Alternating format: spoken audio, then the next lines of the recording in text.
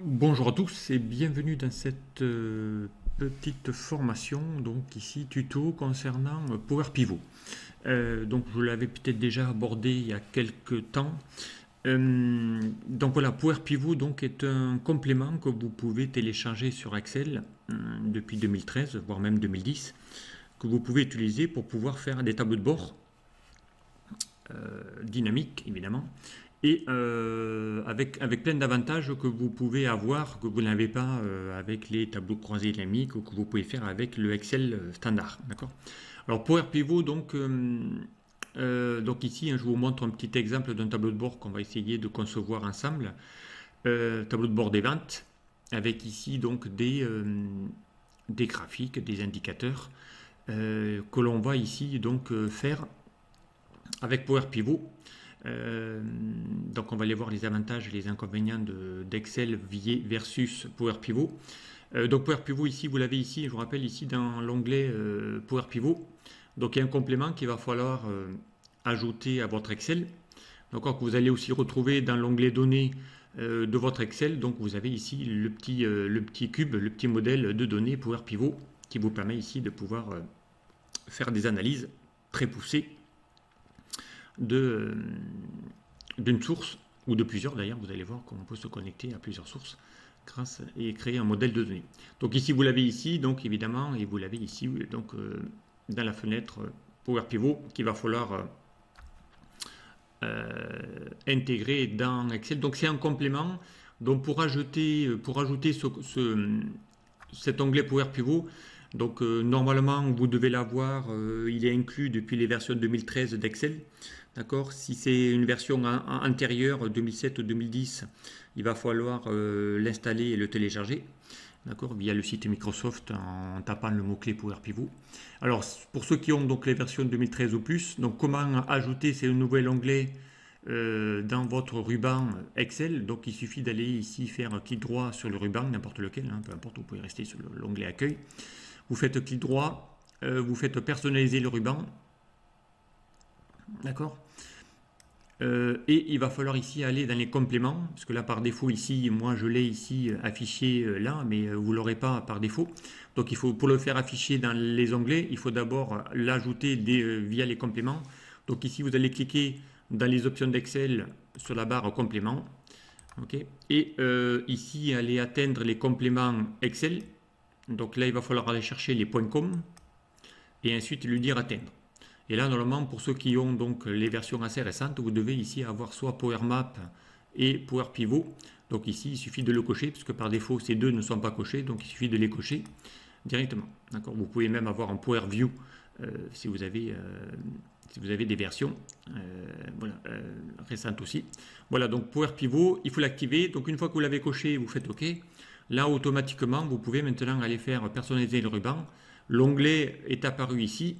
Donc voilà, il suffit ici de le cocher, Power Pivot, pour avoir ici les outils liés à Power Pivot. Vous faites OK et automatiquement l'onglet va se rajouter directement ici. D'accord. Voilà, donc alors maintenant on va aller voir l'avantage de Power Pivot. Pourquoi utiliser Power Pivot puisque vous l'avez dorénavant sur les dernières versions Excel, que d'utiliser le Excel standard. Vous allez voir les avantages que peut avoir Power Pivot par rapport à Excel. Alors pour ça, donc bien on va aller voir un petit peu une présentation de la puissance d'Excel via Power Pivot. Alors, l'avantage, premier avantage, c'est que Power Pivot donc, est un complément, on vient de le voir, d'Excel, qui va vous permettre d'effectuer des analyses puissantes de données. Via quoi? Via un modèle de données qu'on va créer. Donc, vous allez voir ça, déjà Power Pivot va vous permettre de créer un modèle de données qui sera déjà très difficile de faire avec Excel directement. L'avantage de Power Pivot aussi par rapport à Excel, c'est que lui, il va pouvoir combiner et analyser des données de gros volumes. Donc là, on parle vraiment de big data, c'est-à-dire il est capable d'analyser plusieurs millions de lignes. Donc il va dépasser les capacités des 1 million de lignes que vous avez sur une feuille Excel.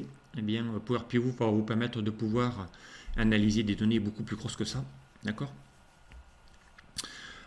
Et l'avantage, c'est que vous allez pouvoir ici ensuite partager ces analyses avec d'autres personnes. D'ailleurs, il suffit que vous ayez un SharePoint pour pouvoir afficher le tableau de bord directement et le faire partager à d'autres collaborateurs.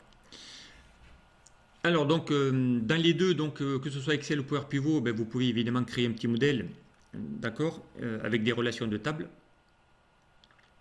Mais vous allez voir qu'il va être beaucoup plus facile de le faire dans Power Pivot pour aller gérer ces modèles de données et créer des relations. Okay. Alors, qu'est-ce que fait Excel par rapport à Power Pivot ou qu'est-ce que fait plutôt Power Pivot par rapport à Excel?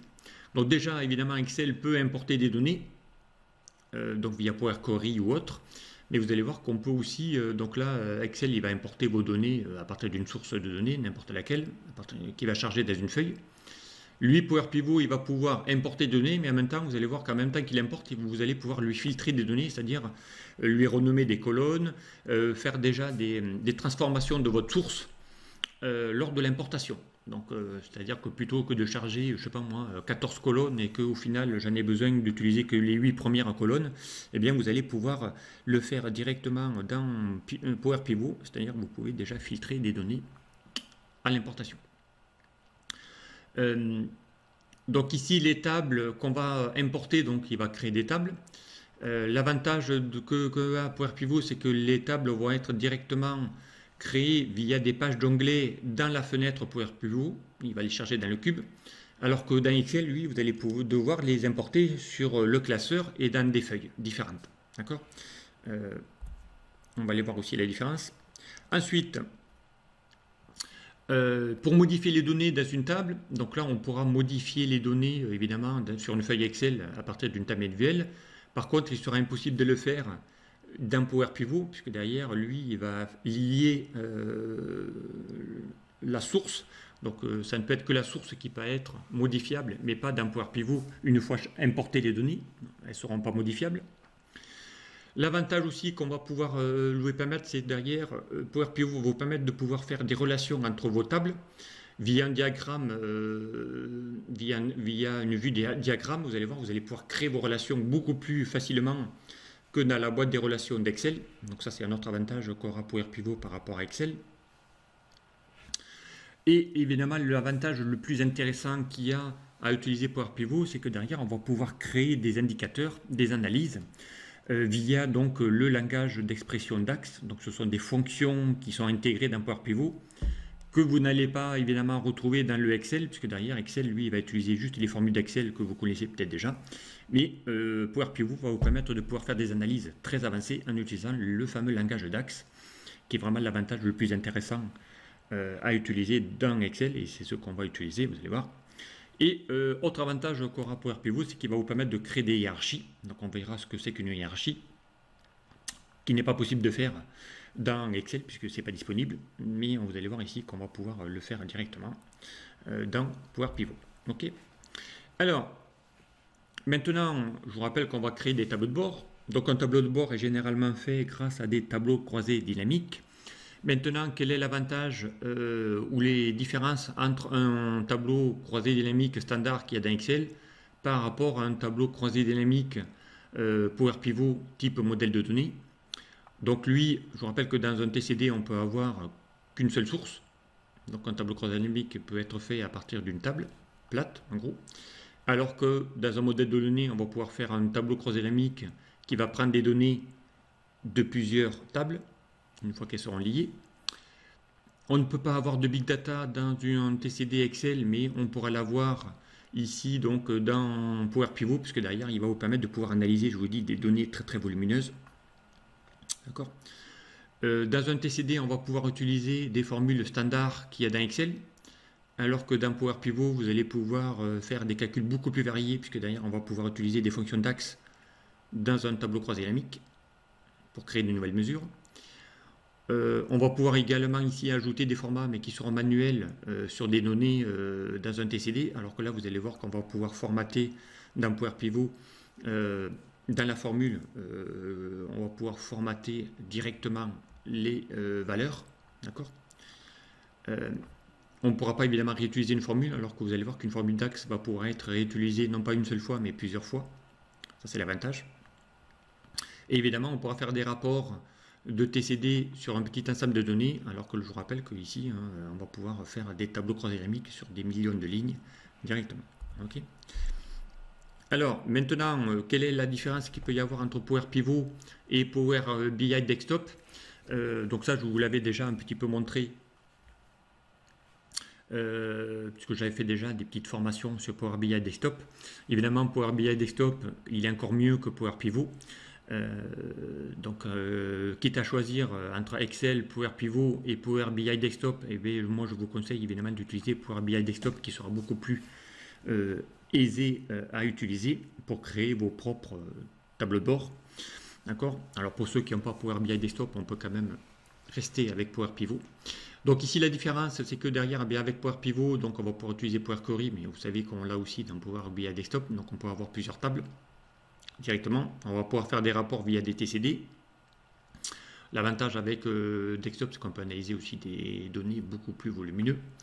On va avoir des formules un peu plus complexes en utilisant des fonctions DAX. On va pouvoir formater les normes comme on a vu, créer des nouvelles mesures, des nouveaux indicateurs grâce à des formules DAX, grâce à Power BI Desktop. Et on va évidemment pouvoir créer des projets complexes avec ici surtout des visualisations beaucoup plus sympathiques dans Power BI Desktop qu'on peut le trouver dans Power BI, dans la BI Power Pivot. Puisque d'ailleurs on va pouvoir rester sur des graphiques standards dans Power Pivot, alors que dans Power BI Desktop on va pouvoir faire des visualisations beaucoup plus complexes.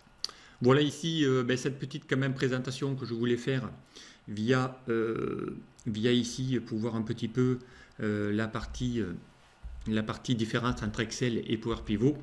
D'accord. Donc il y a quand même ici des petites particularités entre les deux. Okay. Alors voilà ici pour cette partie-là. Maintenant qu'on a eu cette présentation Power Pivot et comment ici l'incorporer dans votre Excel, donc ici je vais fermer ma petite présentation. Donc ici l'avantage d'utiliser Power Pivot, c'est que ici j'ai un tableau de bord qui va être dynamique. Hein. Si je clique ici sur la période de janvier, vous allez voir, ça va s'actualiser automatiquement. On va pouvoir ici avoir des données dynamiques sur en utilisant des segments. Hein. Ça, c'est des choses qu'on va pouvoir aussi utiliser un peu partout. Si ce n'est qu'ici, eh bien ici, ma source, je ne l'ai pas ici sur ma feuille. Donc ici, hein, toute la source de données ou les sources de données qui me sert à utiliser et à créer ce tableau de bord. Ici, hein, si je vais ici aller faire un clic droit sur une feuille, vous allez voir, il n'y a aucune feuille supplémentaire. Donc ici, dans ce classeur-là, je n'ai que mon tableau de bord et la source. Eh bien, la source, elle est chargée dans le cube. Donc un cube, c'est quoi? Eh bien, c'est dans le Power Pivot, hein, on appelle ça aussi un cube. Donc si je lance ici Power Pivot, vous allez voir qu'automatiquement mes sources elles sont chargées dans le cube Power Pivot et ici on va retrouver nos cinq sources. Ici on a une feuille qui va charger les budgets, une autre qui va avoir un calendrier, un autre où il va y avoir ici la liste de mes clients avec leur ville et le type de client. Ici on va avoir les commerciaux et ensuite on a ici une grosse base principale où on va avoir notre source de nos ventes au quotidien. Voilà, donc toutes ces sources-là, elles sont chargées donc dans le cube, d'accord. Et on va créer des tableaux croisés dynamiques et des graphiques croisés dynamiques via Power Pivot. Donc là, on est vraiment dans la fenêtre Power Pivot. Pour s'en convaincre, ici, on voit bien qu'on a deux